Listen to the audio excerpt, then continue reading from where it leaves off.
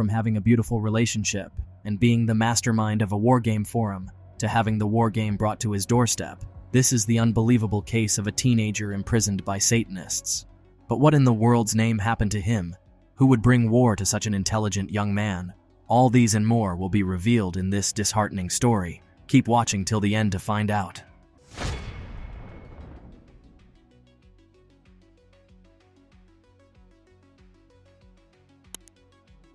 Crime stories. Now, let's get back into this story and uncover this mystery. It was the year 2006, and Matthew Pike and Joanna Witten relocated to Nottingham, England, where they settled into an apartment. The property was situated in the central business district, directly over the Orange Tree Tavern. From this location, the young couple established War Central, a gaming website that is devoted to the Advanced Wars and Battalion Wars. Unfortunately, a man found this website not long after, and it was he who would ultimately ruin their relationship. David Heiss stayed in Frankfurt, Germany, with his grandmother. In addition, he shared the same enthusiasm for video games as Matthew and Joanna. He would provide advice and strategies for the Advanced Wars series on the website for as long as 8 hours every day. But, however, things soon took a horrible turn. However, 21-year-old Joanna Witten returned to the flat she shared with her partner Matthew Pike. When she entered the room and turned on the light, she discovered that the floor of the living room was covered with blood. Upon entering the dining area, she discovered the dead body of her partner lying on the floor. A terrifying number of stab wounds had been inflicted on him, which was an amount that could only be described as overkill. On the side of his computer were 3 letters that appeared to have been scrawled in blood by Matthew himself. The letters had the name Davy. Almost immediately after this, Joanna was sent a message on Facebook that said, "I am sorry for causing so much trouble and disruption in recent times. I pray that you will not give up all of your hope. We are going to stay by your side." Immediately, she was able to determine who was responsible for this, and after that, a massive manhunt was initiated, one that would travel all the way to Limburg, which is located in Germany, just outside of Frankfurt. He had relocated from Suffolk after dropping out of his physics study at the university, but he had decided to re-enroll at Nottingham Trent because he wanted to complete his studies. Now, let's take ourselves back to see how it all happened. During their time together, Matthew and Joanna spent a significant amount of time playing a Nintendo game called Advanced Wars. This game is a turn-based strategy game that is similar to chess and focuses on conquering rival forces on various maps, while also incorporating a variety of mini-tasks in between. Over and over again, Matthew and Joanna visit the website Advanced Wars Bunker, which is currently dormant. At the same time, there was another user who frequently visited the website. This person went by the username Eagle the Lightning, and this user was constantly in contact with Matthew and Joanna. After Advanced Wars Bunker closed, Matthew, Joanna, and a user named Edgy founded and began operating a new site called Wars Central. War Central was primarily concerned with the collection of video games known as Nintendo Wars, as well as Advance Wars, Battalion Wars, Game Boy Wars, and Famicom Wars. This made it possible for members of the community who were passionate about the games to get together and discuss trading techniques and receive guidance. Within a short period of time, they garnered a relatively tiny yet devoted fan base. Eagle the Lightning followed Matthew and Joanna over to Central, spending up to 8 hours every day on the forum. Furthermore, it did not take long before it became apparent that the user who was spending a significant amount of time in that forum had other reasons for doing so. This user had formed a fixation with Joanna, which was growing by the day. In addition to the fact that Joanna had a passion for gaming and technology, the user claimed that her ginger hair made her more clever. As a result, Joanna was the ideal person for him.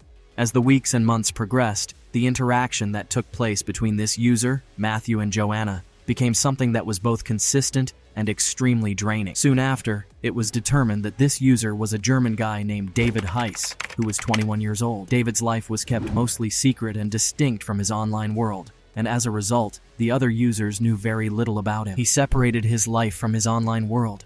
We do know that he was the eldest of 2 children, and following the divorce of his parents, he moved in with his grandparents. With time, his relationship with his mother and father became increasingly strained, and finally, they stopped communicating with one another.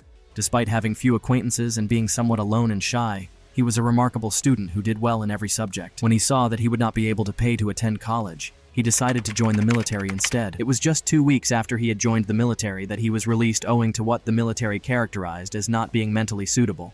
He began his apprenticeship at a textile firm, and while he wasn't working there, he never missed an opportunity to appear on War Central. Additionally, He added Joanna to his Facebook circle, bringing the total number of friends he has to 15. All of the other 14 friends were from other regions of the world, and it seems likely that they were other people he had met online. Every day, he would spend a significant amount of time browsing through Joanna's profile and sending her messages through any channels available to him, often hundreds of times. In a short amount of time, he proclaimed his affection for her, and despite the fact that Matthew was very much in the picture, he continued to be more forthright about his sentiments. "I love you, Jojo, more than anything else in my life," he said in a message that he sent to her on Facebook. "I really shouldn't, but I can't stop myself. And to tell you the truth, it's a wonderful sensation. You are the first thing that comes to mind when I get up, and you are the final thing that I think about before I go to sleep." Joanna disregarded his messages on several occasions and made an effort to not worry about it too much, maintaining the belief that the fixation would eventually fade away. After all, David was hundreds of miles away in a different country. On the other hand, Joanna and Matthew were always very guarded and discreet about their personal life. Joanna stated that she never had any concerns about someone discovering their residence because it was not information that they disclosed or was ever allowed to be made public on any platform. Meanwhile, Matthew and Joanna had a brief vacation in June of 2008. They were taken aback when they returned to their flat and discovered David Heist waiting for them at the front door. Before we go on, remember to subscribe to our channel, Unsolved Files, where we bring you deeper views of criminal and unsolved cases. Please give this video a thumbs up, share, and comment. Let us know what you think about it. Conveniently, when they questioned him how he discovered where they had resided, he responded by saying that he did not have any money with him and that he had nowhere to stay. According to him, Joanna had placed it on her Facebook page at one point, which was something that Joanna could never remember doing and could not even imagine doing. Joanna, who was understandably disturbed by this, began calling a number of local hotels in an attempt to get him a room there. However, when they were unable, David demanded that he simply remain with them. His sleeping bag was placed on the floor of their room, and he slept there. Joanna remembered that she had not been able to sleep that night since he was always wide awake and gazing at her whenever she looked over at him. David stayed with them for 3 days until Joanna convinced him to leave, asking him to go out and meet some of his other online friends. After a trip that lasted for 3 weeks, he eventually made his way back to Germany. Matthew, who had reached his limit, contacted him and stated, "I'll hate you forever for laying eyes on the girl I've dedicated my life to. I despise you because of how desperate you are." After that, Matthew went to the War Central site and published a post with the title, "The 19 Reasons Why I Despise David Heiss." Despite David's efforts to influence people's opinions, other users began to distance themselves from him as well. David felt ashamed and angry by this development. Not more than a few weeks later, David drove back to the couple's house using the car that belonged to his uncle. While driving along the highway, he collided with a truck. Nevertheless, this did not stop him, and as soon as he was declared ready to leave the hospital, he went over to the apartments just as he had planned. The couple came to the conclusion that they had had enough, and they sent him away. They were well aware that they needed to entirely exclude him from the War Central forum and prevent him from accessing it. A good number of the users cut off their communication with him as well. Joanna emailed the troubled David, encouraging him to get treatment and consult a therapist. In response, David said, "Joe, one day I will break my promise and come back to Nottingham and offer you a knife or something and tell you to kill me because I don't want to live without you." However, Matthew received an email from him around the beginning of September. The subject line of the email said, "There is something I would like to give to you.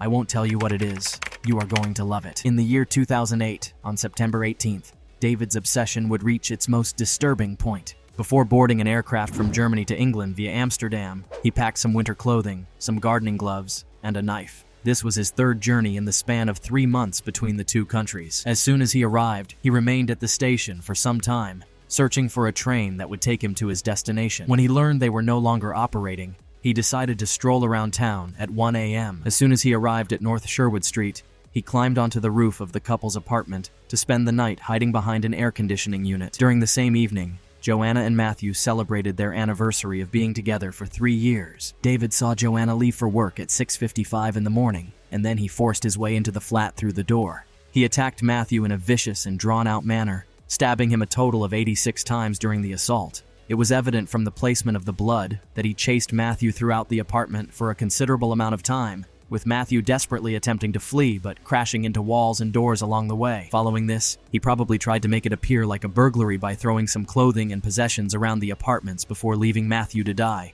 When Matthew was in his final moments, he crawled over to his computer and scrawled the first 3 letters of David's name in his own blood on the edge of the monitor. The letters were DAV.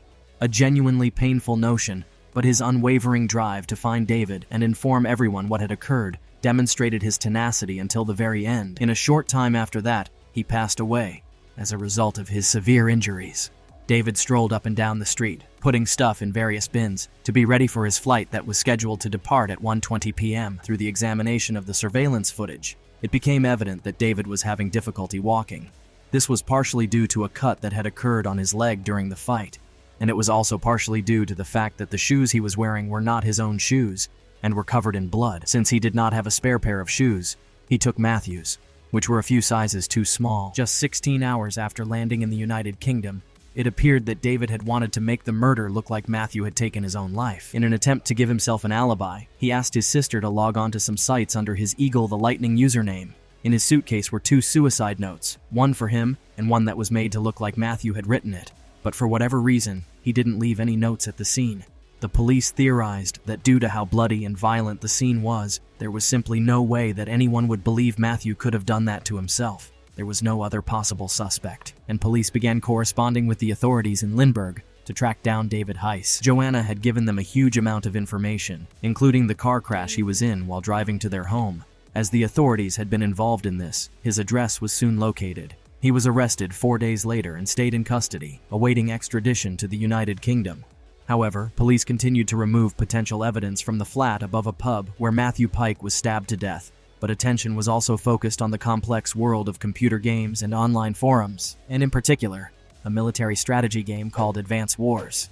In addition, the police requested the assistance of the general public in their search for the weapon that was used in the murder. They also requested that people be on the lookout for any discarded clothes that may have a lot of bloodstains on them. The victim's website, on the other hand, is no longer operational. Nevertheless, it still has a statement from a friend who wishes for the perpetrator of the crime to be brought to justice as quickly as possible. The authorities had a large amount of evidence that led to the fact that the death of Matthew was very much a premeditated act, but David soon admitted to killing Matthew. Admitted that he'd been to Nottingham and he'd stabbed Matthew Pike. And claimed that he was acting in self-defense. Actually want to admit a murder because that first account only indicated that he had gone there to hurt Matthew and to punch him, and that a fight had ensued, and that the knife he had with him he used to defend himself, and that he had stabbed Matthew in order to protect himself from what Matthew was going to do to him. The pair of bloodied gardening gloves that he had worn on that particular day was discovered inside the luggage that he was seen traveling with, which was discovered during a search that took place at his residence.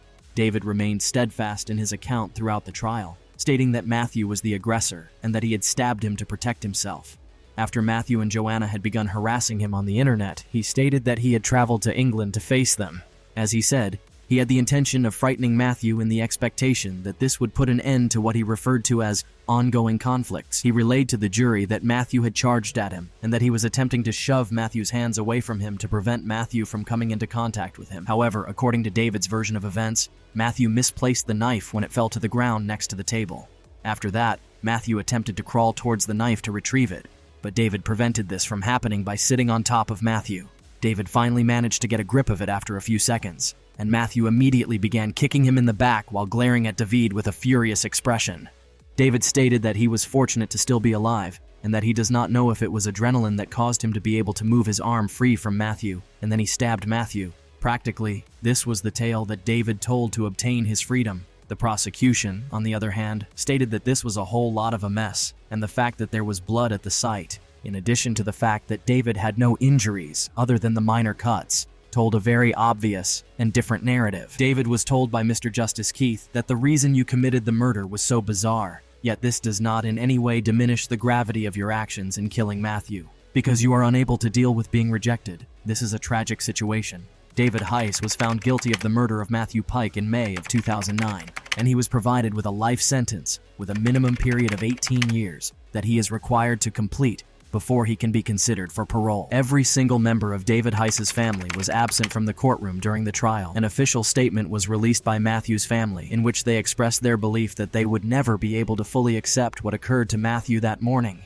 even though they have been seeking justice during every stage of the trial. All that they truly desired was for Matthew to return to them.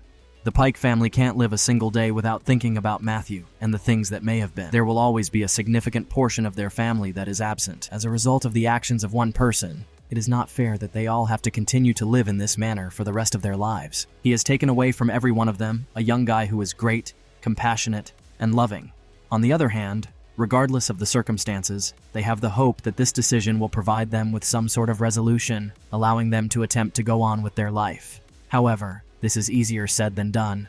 Joanna and Eggy continued to manage War Central for some time by creating a memorial page for Matthew. This website was constantly filled with people sharing their memories of Matthew and their thoughts and feelings about him. Next, they developed WarWiki, which is an encyclopedia that contains information about all Nintendo war games. In honor of Matthew Pike, it was intended to serve as a dedication and an homage. That was a tragic story, but what do you think about it? Do you think David's actions got the right jail terms? Or do you think he deserves much more than what he got? Well, in any case, let us know in the comment section below. You see, David isn't the only one with such a mental condition. Do you know that a mother actually faked the child's illness, subjecting the child to torture? Well, that's right. Go watch it now. It's on your screen. Gypsy Rose Blanchard. Abuse, manipulation, and murder. What are you waiting for? Do that now.